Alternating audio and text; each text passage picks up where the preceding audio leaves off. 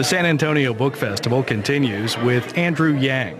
His book is Smart People Should Build Things. Hello, everybody. I have a major announcement to make. We are trying to raise $10,000 for Andrew Yang, and you can participate by using our special Act Blue donation page. Not only will everyone who donates using our link receive a special shout out in an upcoming thank you video, your name will be officially entered to win some Yang 2020 merchandise signed by the man himself, Andrew Yang. We will announce the winner on our channel once we hit our 10K goal. Yang Gang, let's show our channel support for Andrew Yang and help him hit his own Q3 fundraising goal. Okay, everyone, welcome. I'm Dirk Elmendorf. I'm going to be the moderator for today. I'm one of the co-founders of Rackspace Hosting here in San Antonio. And I'm very pleased to introduce Andrew Yang, who has an amazing story to tell. And you know, we're probably going to do some kind of questions about the book and also where you're going, but I wanted to mix things up just a little bit on you. Please. Normally, moderators wait until the end to ask for questions. I'm a terrible moderator, so I'm going to start at the beginning, which is there anything you guys want to know from Andrew? Like, yell it, go. I got the impression from looking at the book that's focused more on the society as a whole in terms of creating more entrepreneurs. But I was wondering if the book actually gives advice on how to be a successful entrepreneur to individuals. Yeah, it's a great question. It honestly does focus more on the flow of talent throughout the country. It's not a how-to book in terms of starting a company. There may be like 2 chapters that touch on it. I thought that there are other books that focus more on business building itself. So the book really doesn't do so, truthfully. But I mean, part of that is like you started a program because you wanted more people taking a shot at it, right? You wanted more people to read those books than to start stuff. Yeah, you know, part of it is that like I read a lot of how-to books and I actually found them a little bit frustrating because let's say I run a nonprofit now, and let's say I read a book that said like, hey, here's how you raise $10 million. It's not like after I read the book, like, oh, I'm done. Like now I know how to raise $10 million. Like this is not the way these things function. So I think to Dirk's point, the book, I hope, serves as something of a template as to how you start something. But I was trying to do more showing, not telling, I suppose. You just leaf through the book and see if you think it's a good fit. You know, no pressure. I mean, it's, Anybody else? She was brave. Anybody got a second follow? Because it's a good place to go. Yell it. I love the back. You guys in the front are not holding your own. We'll give you some time. Go ahead. Hi there. I'm a teacher, so please bear with me. But I'm interested in Mr. Yang's formal education, and in particular, given the event where we are today, what you feel the role of reading played in your life and how you see that affecting your field of endeavor. Yeah. Let's start at the beginning. Sure. You have an amazing resume. Oh. Where did you go to school? So I'll give my parents some credit, I guess. They appreciate it. So I graduated from Brown University in the mid-90s. I studied economics and political science, and then I went to law school at Columbia.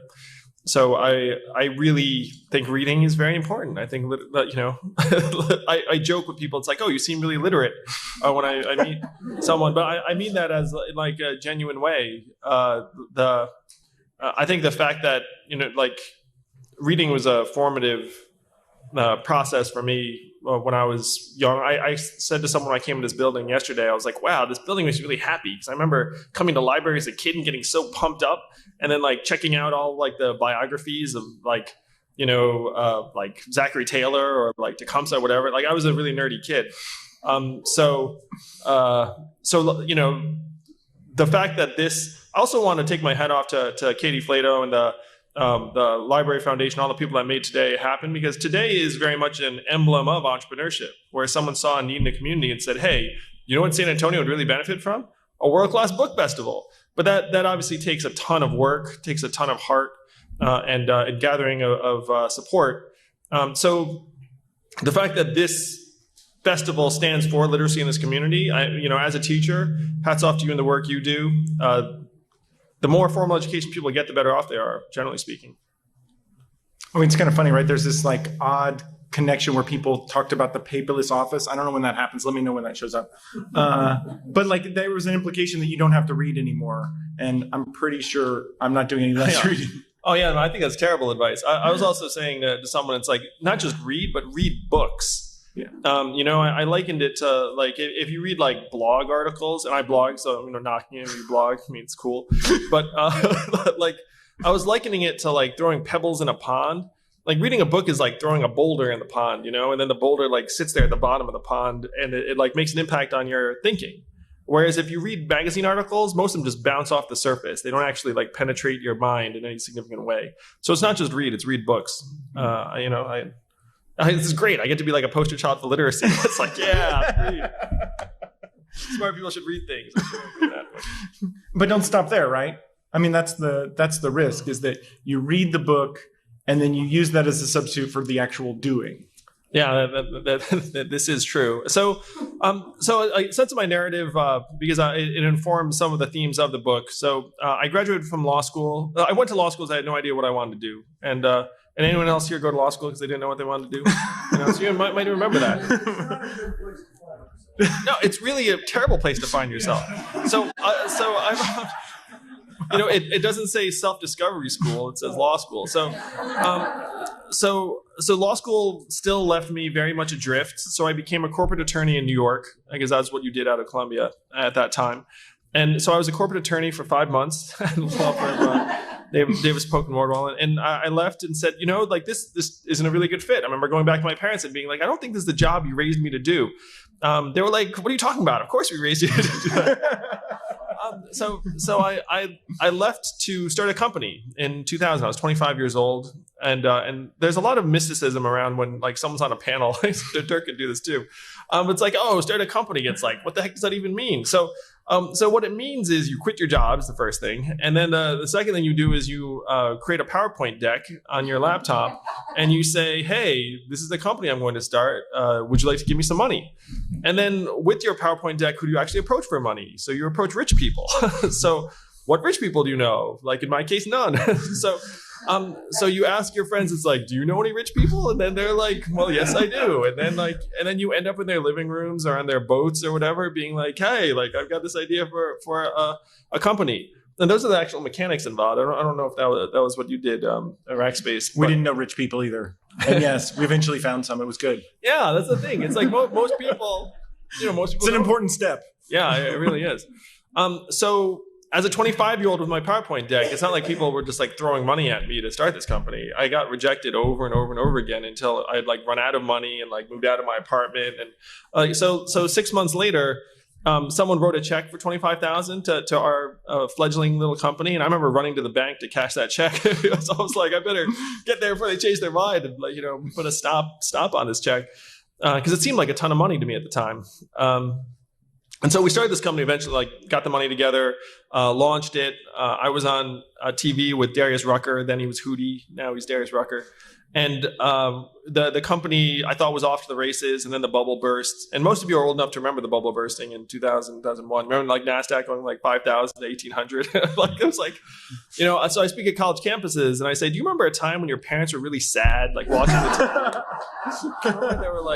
There were like these like arrows going down and like a lot of red. You have to say before there was an iPhone first, and it just sort of encapsulates how long ago that was. Yeah, that's true. We're getting on these. I'm getting on in years. So when the bubble burst, then my company went out of business because no one cared about my little .com at that time. So I'm like 26. I've just lost investors like $250,000, which seemed like a ton of money at the time. I still owe $100,000 in law school debt. My parents at this point are like, "What the heck happened to you?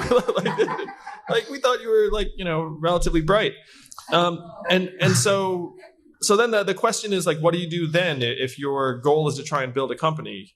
And so I would submit to you all, like if you could go back in time and find 26-year-old me and say, all right, things look pretty bleak, but here's what you do. Here's like the game plan. So like what is the plan? Like what advice would you give that person? I'm sorry? Yes. Don't give up. Don't give up. Yes. Yeah. Why didn't you quit? Oh, well, I mean, the company like disappeared out from under me. So I quit in that sense. I mean, there was no place to go to work, but, so the issue that I was trying to address for myself is actually what I started an organization to address for Emily and Catherine and Camille and other young people, which is if you want to develop as an entrepreneur, someone who might start or operate a business, like how do you learn? How did you learn? I was going to say I read books, but no books. There was barely even a Google. Can you imagine having to learn stuff with no Google to back you up? I don't know how we did anything. Yeah. So the tack I took was I should find someone who's better than me at this, which is that everyone apparently, and learn from that person for a period, become their apprentice. So I became the lieutenant to a more experienced entrepreneur for 4 years, this guy named Manu Kapoor, at a healthcare software company. He raised $7 million. I became employee number 4, and then the company grew. And while I was there, I learned a lot about how to grow a business. And so I then became the CEO of an education company called Manhattan GMAT that helps people do all the testing into business school. And we grew to become number 1 in the US. And that company was then acquired by the Washington Post in 2009. So when I was at Manhattan GMAT, I personally taught the analyst classes at McKinsey, Goldman Sachs, JP Morgan, Morgan Stanley how to do well on this test. And I was like, man, these guys remind me of me at the law firm where they have no idea what they're doing here. Like they just got like really good grades and been like, yeah, like get the hardest job offer you can get. And then they were there being like, what am I doing here? Like I should take the GMAT and go to business school and hit the reset button and take a break from work and figure it out and get $100K in debt. Like I did years earlier. And so when my company was acquired, I thought like, wow, like wouldn't everyone just be much better off if we could direct this talent to early stage growth companies like Rackspace X years ago, where they would learn how to build and operate a business the way I learned, in places like San Antonio and New Orleans and St. Louis, as opposed to having everyone converge, just not everyone, but like having a lot of people converge in like New York and San Francisco and DC and Boston, Chicago and LA. So it's like, wouldn't that just like help everyone, like help the country, help young people, help businesses, help the economy? And I had seen the opposite in my law school experience in class, where I saw all these people that were channeled into very, very specialized transactional roles. I joke with young people. It's like, do you guys know what corporate lawyers actually do? No offense to corporate lawyers in the room, but it's like they're like these very large wheels, and like you're like helping them turn. So I started this organization called Venture for America to hopefully solve the same problem for today's college graduates that I faced in my 20s. And so I put in $120K of my own to start the organization in 2011. And our budget was $200,000, so it was me and friends. But this year, our budget's around $5 million, and supporters include Bank of America, UBS, PwC, Reid Hoffman, Dan Gilbert, Jeff Weiner, Tony Hsieh, like people around the country, and Graham Weston here in San Antonio. Thank God for Graham. So the organization is built to try and channel people into essentially like entrepreneurial environments and apprenticeship roles in organizations around the country, because the thought is if you want people to learn how to build a business, they're not just going to learn it on their own. Like, I didn't learn on my own. They're going to learn alongside someone like Dirk who's had some experiences, and then hopefully they'll be put in position to have a firmer sense as to what they want to do professionally. Well, and that's part of the complication, right? Is that it's not just one thing, right? Some people start, you join as number 4. There are lots of different roles in that ecosystem to participate. And you don't, my mom used to go, what do you do? I'm like, computer stuff. That was enough for her, right? And it turns out that's a pretty broad discipline, right? The same thing for entrepreneurship. It's not all just raising money or starting it or, Oh, yeah, completely. And so one of the themes of the book is that the way people think about entrepreneurship is very, in my experience, quite misleading or inaccurate, where they think it's about like creativity or having a great idea. And really, like it's the idea. I compare it to having a kid, where it's like conception's like having the idea, but then, then you have to like freaking raise the kid. You know what I mean? Like, then it's like nights of like waking up and, there's going to be some poop. Yeah, and there's going to be some poop. So entrepreneurship is much more about all these like million micro steps you have to take to build an organization, like this book festival, like Rackspace. I mean, like having the idea is one thing, but then actually like telling people about it, like showing up every day, just like pushing the ball forward inch by inch. And those things take years typically. So you're not looking for people who are creative and have great ideas. You're looking for someone who will commit years to a process. And that's what we need more of. Okay, now front row. Oh, look, see, you're being represented now. You got a question? Andrew, I've had the chance to work with some of these incredible young talents that you're bringing into VFA, and hope actually to hire one of these days. But as I look at this still nascent program that you've launched, when you look at the number of cities you're in and the size of the budget, it sounds like, although you're an entrepreneur, that you're going to have to be the evangelist for this for maybe 10 or 20 years, because it's just going to keep growing and require you to be in the front of it as the face of it. Is that reconcile with your own thoughts on the timeline for building VFA to its full potential? Wow. Way to go, front row. I've got Oh, it's a great question. It's very savvy. So when I launched Venture for America, I thought to myself, for this thing to have a prayer, I'm going to need to be here for 5 years minimum. And so I'm not even allowed to think about anything else for 5 years. And then at the end of 5 years, I'll look up and evaluate. So 5 years is 1 year away. And looking at it, I think you're totally right that at the 5 year mark, I'm going to probably re-up for another 5 years mentally. But it turns out these things, like, organizations take different periods of time to build to their potential. And I think Venture for America is just scratching the surface of what we can be. And I've already I'm excited about the fact that this is going to be the defining thing I do in my life professionally. I mean, like, I have two priorities. It's Venture for America and my family. And that's just the way it is. Congratulations. It's a great program. Oh, thanks. Yeah, you should hire someone. So I'm working on it. But on the evangelism front, there's a major documentary being shot on Venture for America right now, and it's probably going to premiere at South by Southwest next year.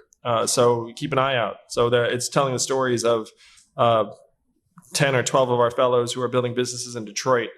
We have 34 young people in Detroit right now, and some of them have started companies. So there's a documentary film crew following them around for a year. It has an Academy Award-winning director, Oscar-nominated producer, $1.5 million budget, the whole thing. So hopefully it'll help spread the word. What do you think people who participate in the program struggle the hardest kind of tactically? They're coming in to try and find this path. What do you think they struggle the most with in this process? What do they find the most challenging?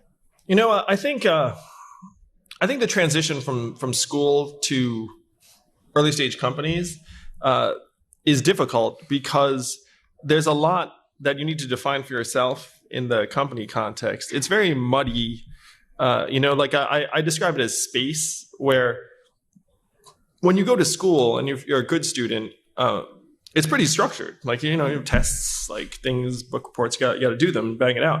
Then you get to a company and it's like, okay, like, figure out how to drive the growth of the company. And, it's up to you to define how you're going to spend your time. You have to prioritize for yourself, like the maximal thing you can do. So I think that's really difficult for a lot of people in the transition. Like, they get there and they also crave some degree of affirmation that might not be there. They might crave a degree of feedback or evaluation that might not be there. Like, if you're used to getting A's and then you're there for like 3 months and like no one tells you anything good, then you start having like doubts as to where you are.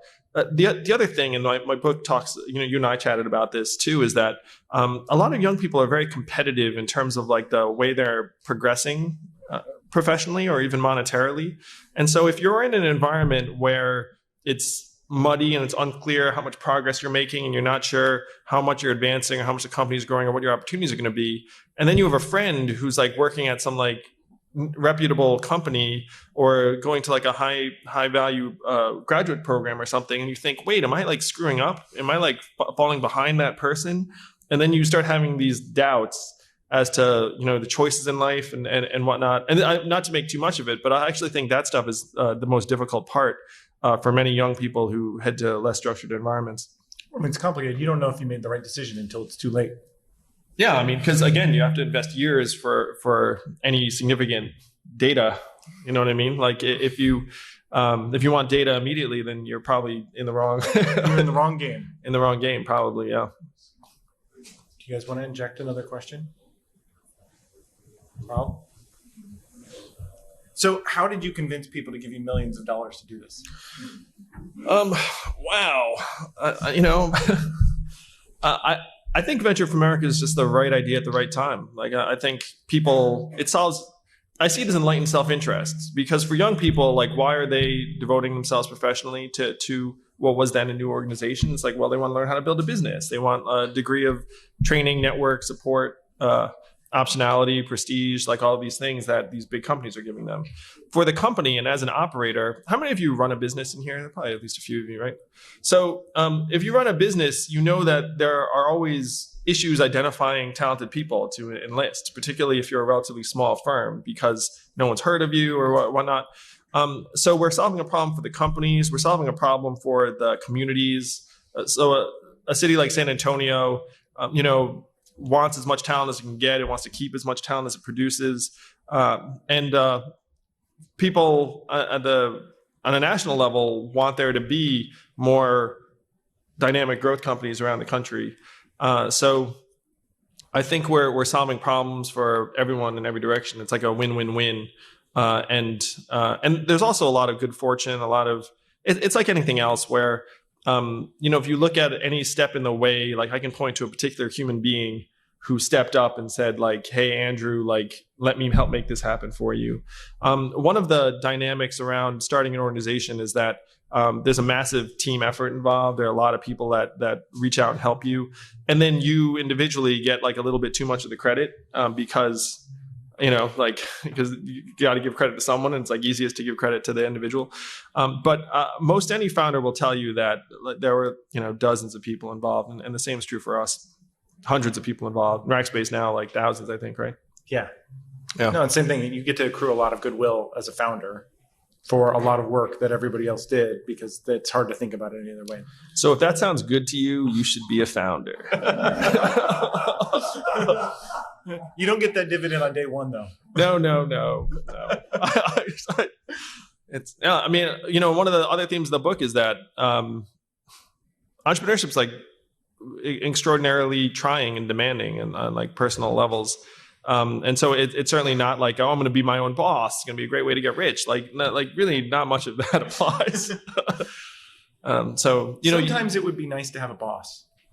Yeah, sometimes I think about that. Well, I have a wife, which is the same thing, at least in our marriage. I think in the best of cases, you start an organization because you just really want to solve a particular problem, and if that's what drives you, then your odds of success go up. So when you started, you had this kind of clear idea around kind of vetting and connecting and helping solve this problem. I guess, how has that refined as you've been? I mean, now you've been doing it for a couple of years. Like, how has that refined as you've gone along? What I've realized is that, and this is partially because I'm a parent, like relatively recently. My son's 2.5, and my second is due in August. 2 little boys. Anyone has boys? And when I started Venture for America, I thought, oh, this will be great. Like, get people to do this in these places as opposed to this in these places. And then everybody wins. Everyone wins. Like, how can this be? But then what you realize is that the transformation actually takes place inside the individual. That if you believe that, and to the teacher's question or comment in the beginning, our brains don't finish wiring themselves until our mid-20s, like 25, 26. So if you graduated from college and felt like you didn't have it all figured out, like, of course you didn't. Like, you weren't even freaking like biologically complete. So like, how are you going to know? So the formative experiences you have between the ages of, let's say, 22 and 26 are immensely important in terms of forming like what sort of person you'll be even, and what your your professional aspirations are going to be. And so with Venture for America, what I thought of is like, hey, people do this in this place instead of this. It actually ends up being like what happens inside of, their head or, their spirit during those years ends up being the crucial question or factor as to what they're going to do afterwards. And so not to be too deep about it, but now like I realize like we're not creating companies, we're helping complete young people into the sort of people they want to be. And then if you do that successfully, then some of them will start companies. Not all, because that would be ridiculous. But right now, about 25% of our graduates have started a company. And to me, that's very, very high, because you're taking people who are 22 and then having them for 2 years. Well, I mean, you're also creating a playbook so that they can do that and they feel okay about doing it, right? Yeah, and so much of that's like would you have like role given modeling the 25-year-old you $250,000 to do your idea? Well, certainly, like we didn't get it from any one person. So would I've given him like 25 grand? And I think the first person who gave us money, I seriously think it was just because they like felt bad for me. Like it wasn't even like oh, this is gonna make me rich. It was like, oh man, Andrew, like here you go, go do it. So would I've given myself money on that level? Maybe. I think the role models are hugely important. I think it's one reason why having you up here is awesome, and the fact that everyone knows the Rackspace story here is great. Where when I was at law school, or when I was in law school, and you remember this maybe, the people who went to law school, it's like there were certain things that were held up to you as like super awesome, like clerking. It's like most awesome thing you can do. And then What is clerking? Clerking means you go work for a judge and help write their opinions for 1 year, and it's considered really prestigious academically. And then you go to the law firm. It's like, it's awesome being a partner at this law firm. It's like super awesome. And so, as a young person, you respond to whatever the role models are. And so if you go to a set of young people and be like, what's awesome? Starting a company in Detroit, that is awesome. And then people will look at it and be like, oh, interesting. Like maybe I should try and do that. Like the institutional. So there's like another misconceptions that like entrepreneurs are born, not made. Like people think, oh, you're either born entrepreneur, you're not. Who thinks that? And like born entrepreneur, not born entrepreneur. It's like, at least someone. And to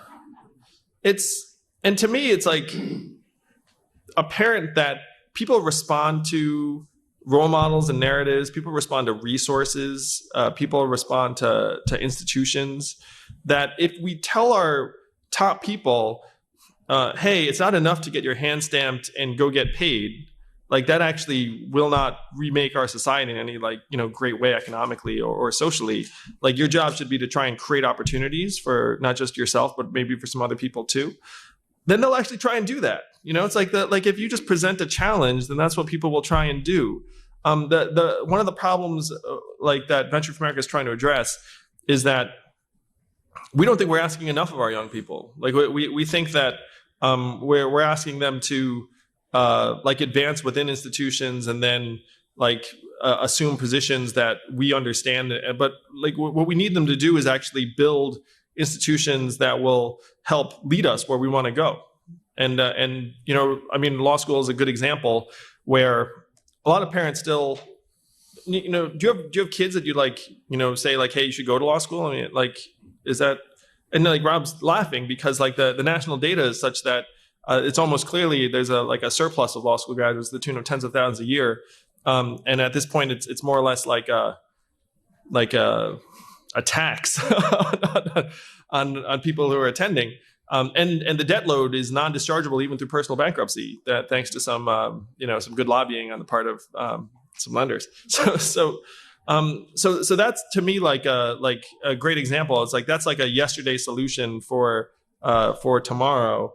And what we need to do is we just need to apply the tomorrow solutions, which it's going to be up to them to invent. So you use this to make things more flexible and more responsive and more open. Yes, yeah, that's the hope that if we push them to help define their futures and know that without their help, that the opportunities are not necessarily going to be there, then it's a much more honest conversation. So one of the interesting things, you brought up Detroit, but you've also talked to me a lot about San Antonio. So what do you find so interesting about San Antonio as an opportunity for Venture for America? So San Antonio has everything we look for, which is that, one, it's got a robust set of early stage companies that are looking to grow and expand. So that's great. Because our thesis is that the average college senior should not be starting a company. And if you ask them to do so, it probably would not work out very well. So we need companies for them to work inside of and help grow. And San Antonio has that. We look for a supportive leadership, which we have here, thanks really to you and Graham and the Flatos and so many other people here in the community that have embraced us. And then the third thing is that it's not right now receiving natively like an inflow of talent on the same levels as the coastal cities. Yeah, we're still working on that. Yeah, but that's part of it too. Is that I think to myself, it's like, look, there's a war for talent going on in the country right now, and some people are fighting and some people aren't. It's like you gotta, but you have to acknowledge that in order to be able to compete effectively. Oh, look, back row's back. Trying to think of how to word this, but do you think there's a place for your young people in some social settings like education? I work in a school, and we have problems in education. Or do you think that your concept works, and they build a company, and then they have these social awareness, like Mr. Graham, Weston, who his thing is rebuilding cities, and does it work? Kind of work both ways? Well, congratulations on the work you do. I mean, I think that I run an education company. I think education is vital.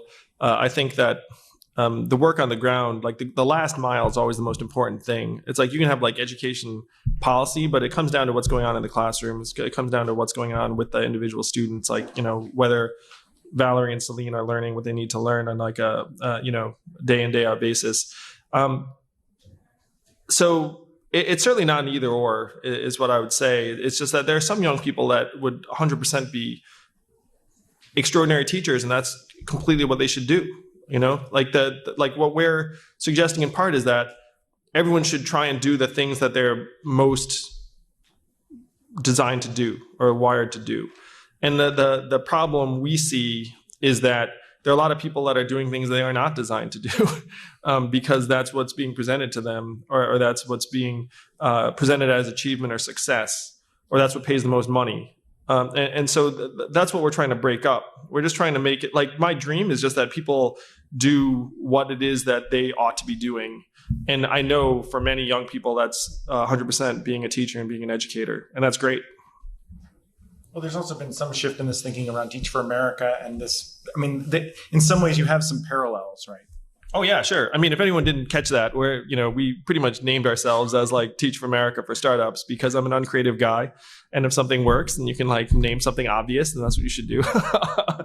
But yeah, so Teach for America has proven many things that people would not have thought necessarily would have been possible, and they've grown to become like a national institution, and if we can do the same, then we'd be thrilled. Let's go to Dan, this guy. Andrew, you made a great case for young people who are interested in entrepreneurship and turning themselves to a successful entrepreneur. But I wonder what your thoughts are about before that. What do you think is the ideal education for an aspiring entrepreneur? Should they just get a good liberal arts education, or are there things they should learn in the classroom about accounting and finance and marketing, that sort of thing? That's a great question. I think about that a lot as a parent, like thinking about my kid being like, hey, what the heck are we going to do with you? I feel like he's going to grow up with so much pressure because his dad started an organization called Venture for America. So they'll be like, man, you better start something.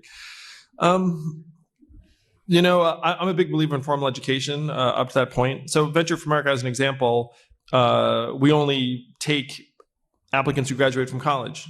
And so we just drew that line. And certainly, and I made the comment earlier today that I think the emphasis on STEM education is great. I think, more people who are studying engineering and science and math. But there's so much value to be had, like in every realm. And it's not all just people who work with computer stuff, as Dirk put it. With Venture for America, we take artists, we take anthropologists, we take creatives. There's a guy who's like the CEO of the company in Detroit that they're doing real estate property management. He was a creative writing major at Wesleyan, and he was a playwright. I mean, if you look at the people who are entrepreneurs out there, a lot of them have really creative backgrounds and were not engineers or math majors or whatnot. Like if you just actually just line up like 20, like even like the Silicon Valley CEOs, a lot of them studied something that was not STEM. So, so I would say that if you have a child and you're thinking like, hey, I want them to be potentially like entrepreneurial, just like encourage them to be good at school, find what it is that they enjoy studying and just tell them to kick butt at it. Like don't have any reservations about like, oh, if they become too good a student, like, it's like there really shouldn't be a problem on that level. Wait, all the way in the back. She was waiting in the middle. I've been thinking a lot about apprenticeships, and I never really thought about apprenticeships and to be an entrepreneur, but we don't really have an apprenticeship system in this country like they do in Europe, where people don't go to college, they go straight into apprenticeships. And I wanted sort of a follow-up to your, believing in formal education. And I went to law school, so clearly I guess I believe in that somewhat.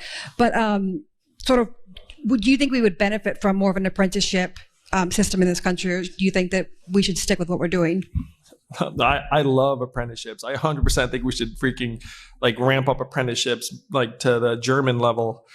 So you guys don't know, like Germany has 3 levels of education. One is like our 4 years. Another is essentially like a 2 years and then go to work. And then one is just straight apprenticeship. I think we should do the same sort of thing. Venture for America was inspired by certainly the apprenticeship model, the ideas behind it, but also the Israeli model behind what Israelis do. Israel is by any metric the most entrepreneurial country in the world. And they have mandatory military service. Obviously, I'm not suggesting that, but they have mandatory military service for 2 years before college, and then they travel. So by the time they graduate from college, they're typically 24, 25. And then their brains are relatively complete, and then they start companies at very high levels, in part because they've all made buddies with each other and operated in non-hierarchical teams in the military for 2 years with people from different parts of society. I'm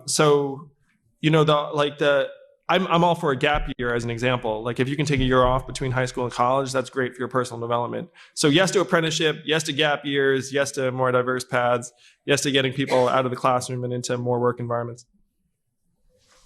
Here we go.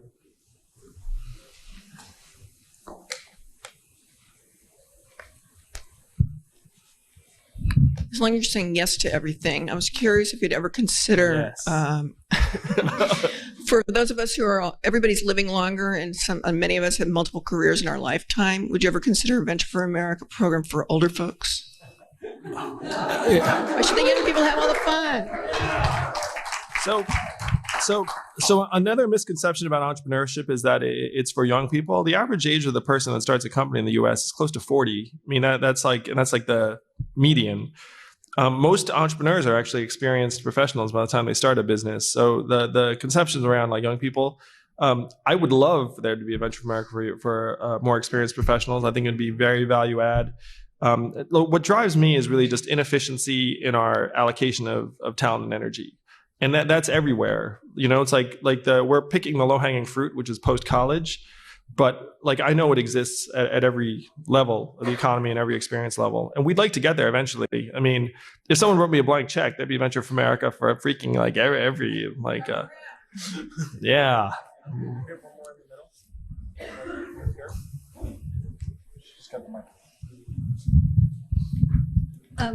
Do you screen? Do you screen the companies, the startup companies that the young people go to work for, and how do you do that? How do you? So we have a team that meets with managers and tries to assess how the opportunity would be for a recent college graduate, whether it'd be a good development opportunity. We have more companies than we have fellows. So this year we'll have approximately 200 job offers for about 140 fellows. So there's a competitive aspect. But yeah, we do vet and screen companies. And we have a full-time team that goes around. They have a good job. They get to go meet with startup managers and founders, which is like my favorite thing to do. What's the success rate? So the success, excuse me, the success rate's very good. On the company side, 75% of fellows are rated either top 1% or top 10%. There is a relocation, as in like the fellow ends up at a different company, like a significant proportion of the time, but less than, I'd say it's around 30% or so, 30, 35%. within the 2 years. Of the companies or The fellow changes jobs. what about companies and stuff? You mean a company goes out of business? There's probably a failure rate of about 20% within the 2 years. Like some of these companies go under. So if you're a young person, this is great. You get to see a company go under, and you know your resume is perfectly fine. Then you can like go, hey, Venture for America, my company like went under. Can I get a new one? And we're like, sure. So as long as you didn't cause it, So yeah, like we're de-risking something that would institutionally be quite risky. You know, we're giving you in some ways like resume and downside protection. So they were giving me the signal. So I would say that Andrew is going to be out there signing books. So if you have more questions for him, he'll be available. And I just wanted to thank you so much it was a lot of great insights. Thank you all.